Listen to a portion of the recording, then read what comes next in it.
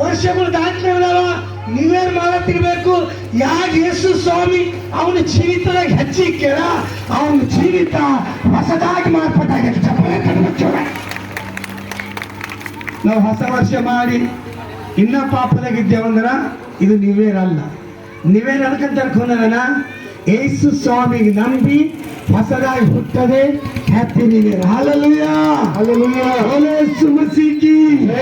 ಈ ಹೊಸ ವರ್ಷದ ಕಾಲು ಇಟ್ಟಿದ್ದೇವೆ ಅಂತೇಳಿ ಪಟಾಕಿ ಹಚ್ತೇವೆ, ಹೊಸ ಅರ್ಬಿ ತಗೋತೇವೆ, ಎಲ್ಲರಿಗೂ ವಿಶ್ ಮಾಡ್ತೇವೆ, ವಿಶ್ ಹ್ಯಾಪಿ ನ್ಯೂ ಇಯರ್ ಅಂತ ಹೇಳಿ.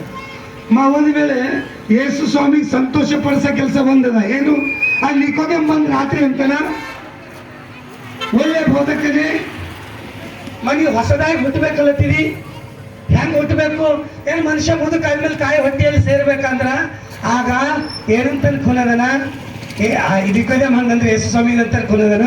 ಒಬ್ಬ ಮನುಷ್ಯ ನೀರಿನಿಂದಾಗಲಿ ಆತ್ಮದಿಂದಾಗಲಿ ಹೊಸದಾಗಿ ಹುಟ್ಟದಿದ್ರೆ ಅವ ದೇವರ ರಾಜ್ಯಕ್ಕ ಸೇರಲಾರನು. ಹಲ್ಲೆಲೂಯಾ.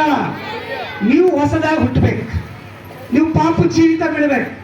ನೀವು ಹೆಂಗಿದ್ರು ಇನ್ನೊಂದು ಉದಾಹರಣೆ ಹೇಳಿ ನಾ ಮುಗಿಸ್ತೇ 2 ನಿಮಿಷದ ಮಾಮ.